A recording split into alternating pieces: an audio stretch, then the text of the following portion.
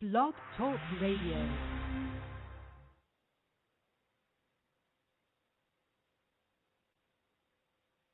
Good day. This is the news in 10 from Bostonred, Boston World, Boston Red on the World.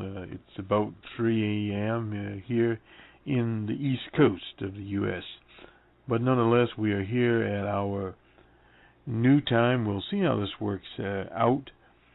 We'll start the news. Incidentally, the former presidential candidate and Congressman, Mayor of Cleveland, Dennis Kucinich, has interviewed President Bashar al-Assad for the Fox News Network. That will air later. We got that on the presidential of Syria Twitter. Nonetheless, the Russian republics disclosed new evidence about the chemical attacks in Syria. They met with the Russian Foreign Minister Sergei Lavrov, met with Laurent Fabius, the French Prime Minister. In according to the Al Jazeera Dispatch, Russia has received material evidence from Syria claiming to show that the chemical attacks last month were perpetrated by the terrorists rather than by the regime. That is from Sergei Lavrov. He is the Russian Foreign Minister. Lavrov told the Russian news agency that his government will present the evidence to the UN Security Council. He did not comment on the nature of the evidence, nor did he specify when it will be disclosed. The introduction of new evidence may complicate a discussion at the Security Council resolution requires Syria to immediately disclose the whereabouts of its chemical weapon stockpiles under the plan drafted jointly by the Russian Republic and reluctantly the U.S. Weapons would be destroyed with the aim of completing the operation by 2014. Important to note that the chemical weapon stockpiles of both the former Soviet Union and the U.S. have not been destroyed. The U.S. is targeted for 2020, the Russian Republic 2014-2015. Need to get that. Nonetheless, chemical weapons experts say that cataloging, relocating, and destroying chemical weapons would be an exceptional difficult task while Syria is in a full-fledged civil war. In an interview with Fox News on Wednesday, the president of Bashar al-Assad said that he would hand over the country's stockpile of chemical weapons to whomever was willing to take them, maintaining that his government was not responsible for the attacks. He added that he would dispose of the arsenal, but it would take about a year and cost $1 billion, or he needs a loan. I think it is complicated technically and needs a lot of money, the President Assad said. Diplomats from the 5 permanent members of the UN Security Council nations launched negotiation and implementation of the disposal plan on Tuesday. Minister Lavrov, Deputy Sergei Rebekov, broke the news of the Syrian apparent evidence following meetings with Assad and Foreign Minister Wali Mumlat in Damascus on Wednesday. Rebekov told the Icartas news agency that Syria has presented material showing rebels' participation in the attack. The government has not come to any conclusion yet. The Syrian government, along with its chief ally Russia, attempted to debunk a report. Now there's a report out there by a known agency, and we'll get to them in a minute, but it's the CIA, pretty much a CIA front. And we'll move past the editorializing here from Al Jazeera. The New York-based Human Rights Watch. Now this is one that is known to be a CIA thing, released its analysis of The UN report noting that the rockets originated northwest of the attack site where the Syrian military bases are situated. Connecting the dots proven by these numbers allows us to see for ourselves where the rockets were launched from and who was responsible. This is Josh Lyons, a satellite imaging analyst for Human Rights Watch. They had been wrong before, and however, that evidence was not conclusive. The French U.S. types stated that reports, let's see here, we skipped around here, that reports that the Syrians, reports confirmed government forces were behind. Well, we heard that before. Russia repeatedly trashed the UN chemical weapons investigation findings. The French Foreign Minister Laurent Fabius, who met with Sergei Lavrov in Moscow on Tuesday, denounced Russia's accusations that the UN had made a premature judgment. I do not think anyone could call into question the inspectors that had been appointed by the UN, because he was speaking from Paris. Activists, well, nonetheless, this is the report there. We'll leave it at that as they move on other things to more international news. 58 people are missing in a landslide in Mexico. Landslides all over the place. Ex-Guantanamo prisoner killed in Syria. Moroccan-born Mohammed El-Alami died in a gun battle fighting with anti-government terrorist forces in the Syria. We'll get a picture of him here. Just a second here.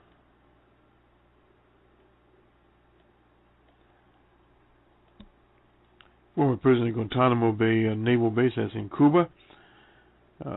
Moroccan-born Mohammed El-Almini was released in 2006. So he's been basically out almost for 10 years.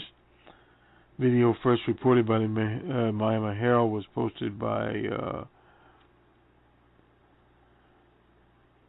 Shami El-Islam, one of the brigade fighting against President Assad and the Syrian government. The U.S. Defense Department had no comment on that. He had been also in prison in Morocco, and he was released. And he made his way, according to this, to Syria.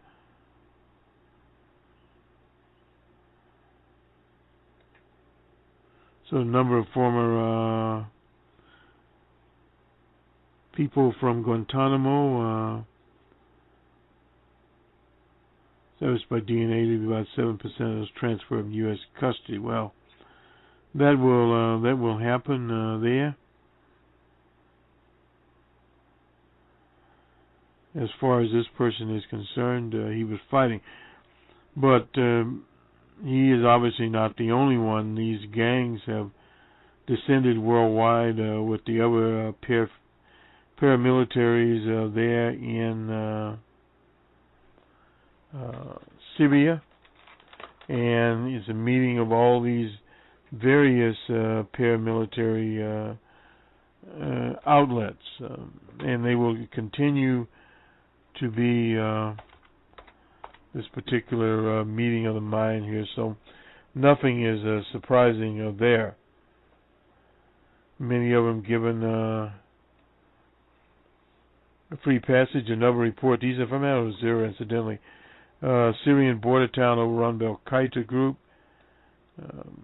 That is pretty much a known fact. Islamic State of Iraq, and this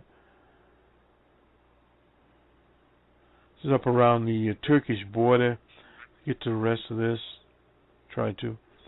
Al-Qaeda-linked fighters overran a Syrian town near the border with Turkey on Wednesday. Fighting, of course, broke out there. These are elements of the Syrian what they call themselves a Free Syrian Army.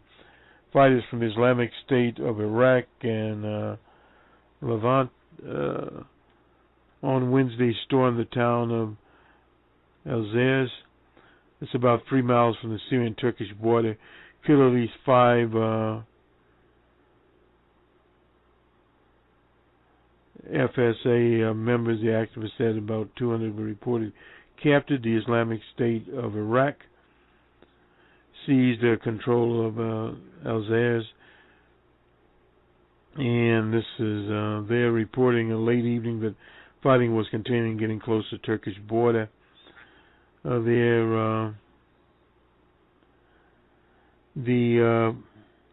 Which is controlled by this Free Syrian Army outfit.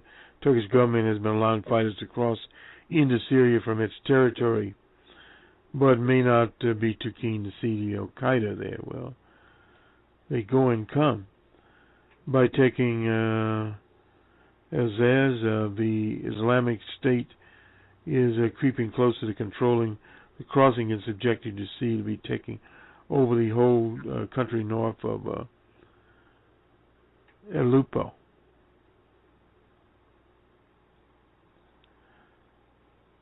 So a bomb attack there. Anyway, elsewhere in Syria on Wednesday, clashes continued in the town of Arha, which lies between the government-controlled coastal city of Latiku and Aleppo.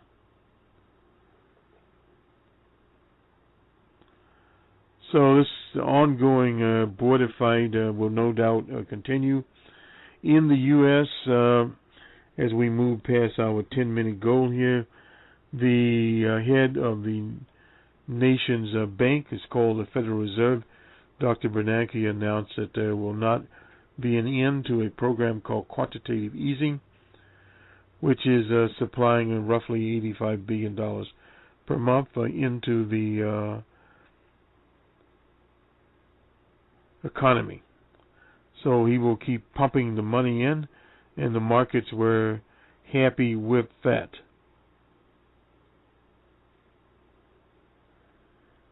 So in the BBC's more the Fox News interview,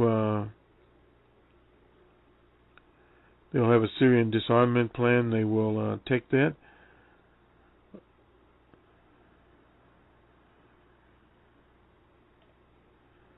He also criticized the U.S. plan. This is what the former politician and now news analyst Dennis Kucinich. So this goes on here, there, and it's just basically the German Chancellor Angela Merkel, who's in an election, said in an interview on German TV that chemical exports to Syria, which were capable of being used to make poison gas, were used for civilian purposes. They required to a request from the Parliament, said 137 tons of two substances capable of being, and this is one of the issues here. There's a double use for these products. There's so-called civilian use in pharmaceuticals and the other use there. So we have those, and it's very difficult to ascertain between the two as to what the use of these so-called products are, and we'll wait and we'll see. Last week we joined the international agreement of preventing the WMD, chemical WMD.